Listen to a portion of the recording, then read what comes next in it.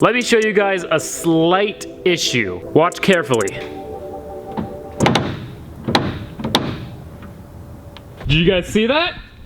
It's a major no-no. I was turning the steering wheel to the left in here, and the tires out here weren't. Literally what just happened is that the steering rack skipped teeth on the little like rod thing instead of moving the tires. When I bought this car, it did not have an inner tie rod and boot, which, you know, keeps dust and dirt and mud and water out of the inside of the I then proceeded to lift my car, take it off-roading in dust, dirt, water, mud, snow. And what has happened is that this dust, dirt, water, mud, and snow has gotten inside of the steering rack. It's rusted the steering rack, and it has corroded the teeth so much that they're super weak, and when you go to steer, it just skips teeth.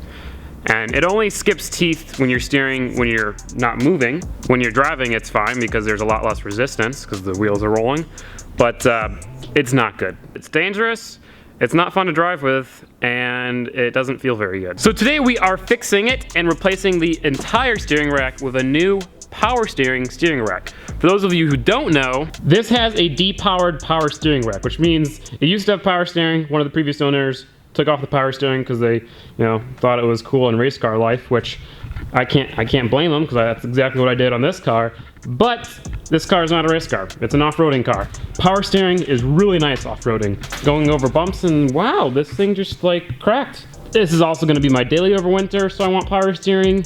And it's just like, there's no reason not to have it. The only reason not to have power steering is because race car. So what we're gonna do is put a new power steering rack on, a new power steering pump on, reinstall power steering, make the power steering work, and have power steering and a non-screwed up steering rack. Now the nice thing about this shop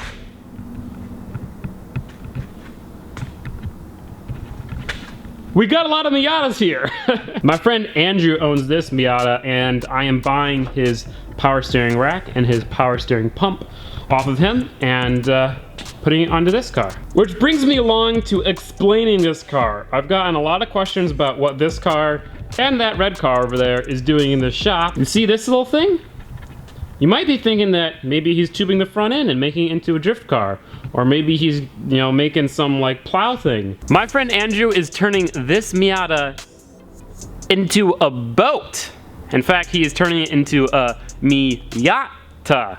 Like me yacht, like a yacht. I don't know exactly what his plans are, but essentially it's turn it into a boat, waterproof it, weld pontoons onto it, put a boat engine in the back, and make it an amphibious Miata. Thankfully for you guys, my friend does have a YouTube channel, so if you want to check it out and see what he's doing with the Miata, get it? I'll have a link in the description down below. And this is why I'm giving him my bad steering rack, is because he's really only gonna be driving it in a river or a lake. So you don't have to have the most precise steering. I also am giving him my spare lift kit because I have a spare lift kit for a Miata. He's gonna lift this thing, so it's gonna be a lifted Miata boat. This one is my other friend's, Nick's.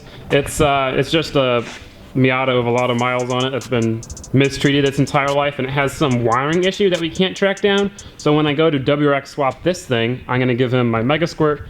We're gonna put it in there and fix it and figure it out. Hopefully that answers your questions about these other two Miatas that have been in my shop for the past almost year now. But let's get to work. We've been talking a lot. Let's get to work. I'm going to start off by pulling the power steering rack off this car. Since there's no radiator or anything in the way, it'll be super easy. And then we can start working on this car.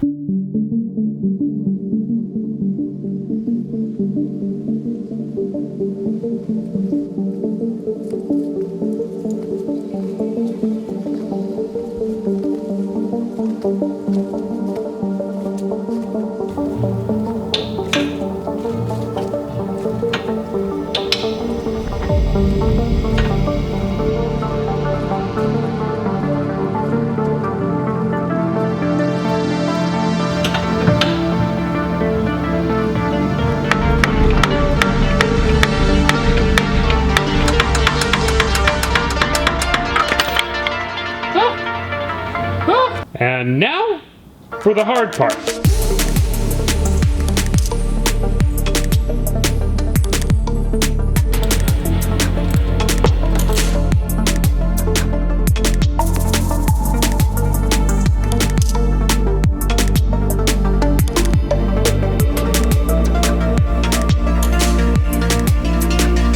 if you look down there, the bolts for the power steering rack are actually covered in mud.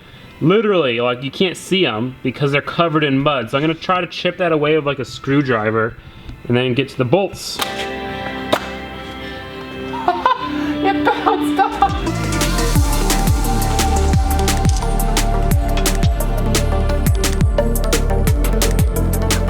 And now you can kind of see the two bolts. So I'm gonna try to unbolt it.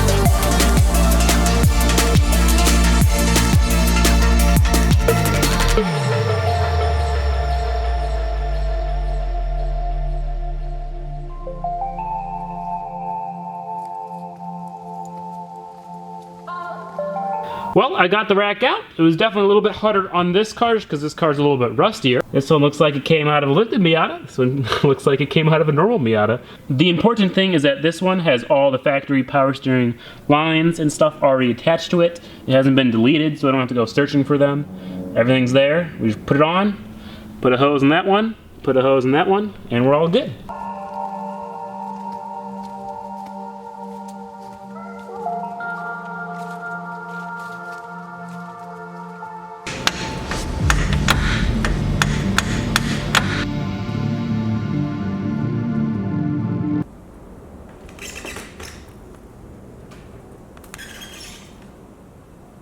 See, these are the creepy noises that the shop makes at night when it's windy out. And when you're here alone, in the middle of nowhere, a little sketch. But we are making great progress. We got the new steering rack in. It's connected everywhere. Let's see, oh. There you go. It looks so, like, new and nice compared to everything else that's in there. It's hilarious. If you want to see something funny, that is all the mud and dirt that was behind the old steering rack. Like, I took the old steering rack out and all that plopped out. Doesn't look like much on camera, but it's a lot. Mud just gets in places that, like, you'd never think possible. It's everywhere. But that's it for the new rack. If we really wanted, we could stop right there. We'd have steering, it would just be manual. I want power steering, so we have to put a power steering pump here. It's supposed to go right there. So we have to disassemble this supercharger belt setup here and try to figure out how we're gonna get it to work.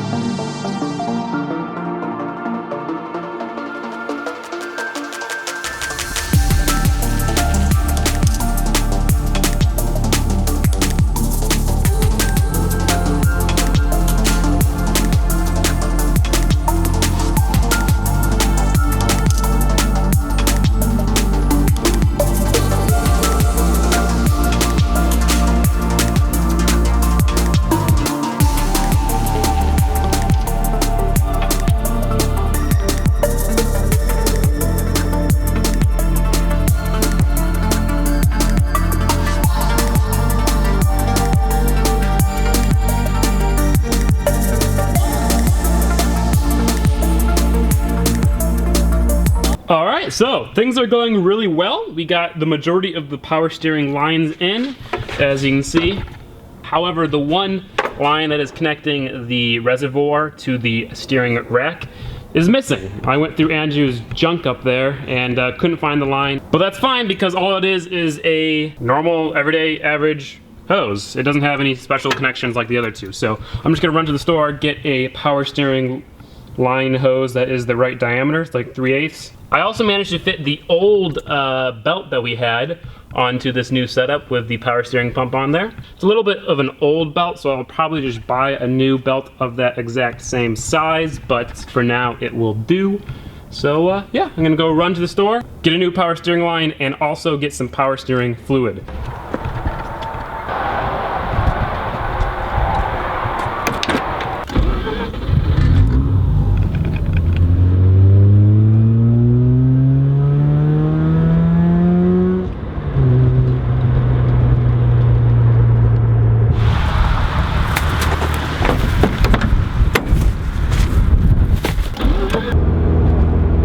Alright, we got the goods back. Let's go ahead and finish this up. So there is the line we just put on. I also bolted down the reservoir. It's a little loose, but that's fine. So I think that's it. Everything's connected, everything is good. What we're gonna do now is re-put back together the intake and the crossover tubes and the charge pipes and all that fun stuff. Turn on the car, bleed the power steering, and go drive it. Hopefully there aren't any issues. Oh, we also need to like give it a kind of alignment, because as you can tell, yeah, it's not good.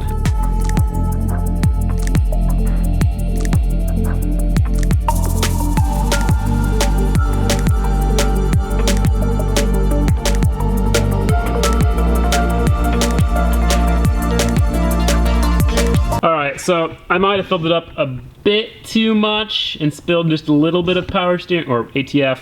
But yeah, we're all good. We're filled. We're put back together. Moment of truth. We're gonna go ahead and turn it on, see what happens, bleed the system, and hopefully we've got power steering.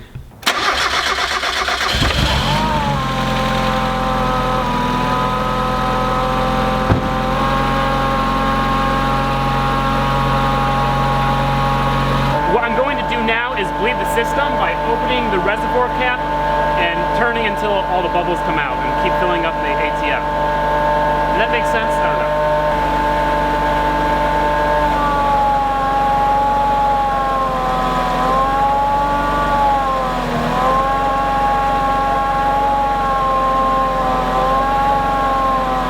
Power steering is definitely working. I can turn it with a finger. It's awesome. I'm gonna go ahead and check for leaks now, which is a little difficult when I've got a big pool of ATF on the ground. I don't know what's from what, but yeah, I didn't do so great at filling it up correctly. Check for leaks, align it, take it for a drive.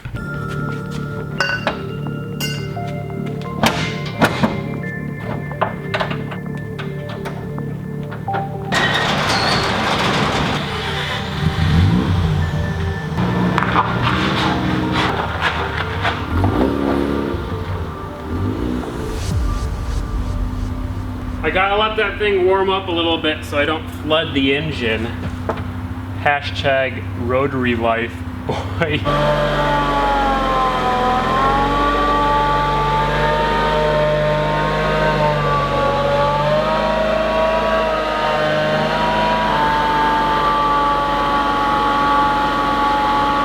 I would take you guys with me, but sadly it's a little bit too dark out. But I'm gonna go on the first drive with power steering. This thing looks sick! The steering feels really awesome.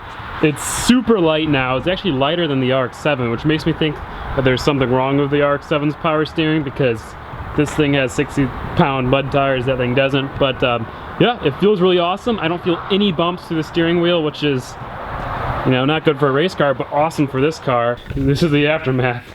Cleaning this up is going to be kind of a pain, but whatever. However, I pulled a classic Gingium move. I forgot to tighten down the tensioner bracket. This big thing that, you know, powers and holds the power steering pump and the supercharger pulley and all the really important stuff. Yeah, it wasn't tightened down at all. It was being held on by purely hopes and dreams. Oh wow, that could have been bad. So yeah, I'm gonna wait until the car cools down, tighten it down.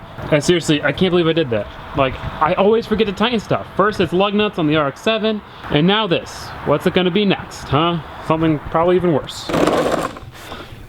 Well, I would say that was a huge success. We successfully Installed a power steering system on the Rally Miata. I thought it was gonna be a lot harder, but it really wasn't. There was no leaks, no problems, no nothing. Everything worked so well. It's awesome. The steering feels loads better. It's gonna be so much nicer to daily drive because it's so much easier to steer. Parking lots are so much better. Bumps are so much better. Previously with the old manual rack, every time you went over a bump, the steering wheel would just like, you know, like yeet, yeet, all over the place. Now, it's just like a little cushion. Goes over the bumps, steering wheel stays straight. It's awesome. It's gonna be really nice for off-roading. It's awesome. That's part one of getting it to be a nice daily driver for winter. Part two is fixing the boost coming in too early issue, which shouldn't be a very big deal. A couple other things I want to talk about. Most importantly, this cool little thing. A subscriber actually sent this to me and was talking to me about it. His name is Brian. He's got a company who makes this stuff. Sentry Designs. Sentry? I think that's how you pronounce it. He makes a ton of really cool stuff with carbon fiber. If you guys are interested in checking out the wallets that he has or any other stuff, I'll have links in the description. Thank you very much, Brian, for sending me this wallet. I really needed a new wallet, and this thing is awesome. So, thank you for that. Other things. In the next video, we start the process of painting the bus, which is going to be kind of a long process, considering it's a freaking bus. That's it. Guys, thank you so much for watching. I really hope you enjoyed. If you did, give it a like. If you didn't, give it a dislike. Tell me why so I can improve my content. Share the video. It really, really does help out. Check out some merch. Right now, all we have is key tags, but if you want key tags, I'll have a link in the description below. I keep trying to come up with more stuff to say, but I really don't need to. I'm sure this video is plenty long. So, guys, peace out. Thank you so much for watching. I really do appreciate it. I appreciate all the support so, so much. And yeah. That's it. I'll see you next time.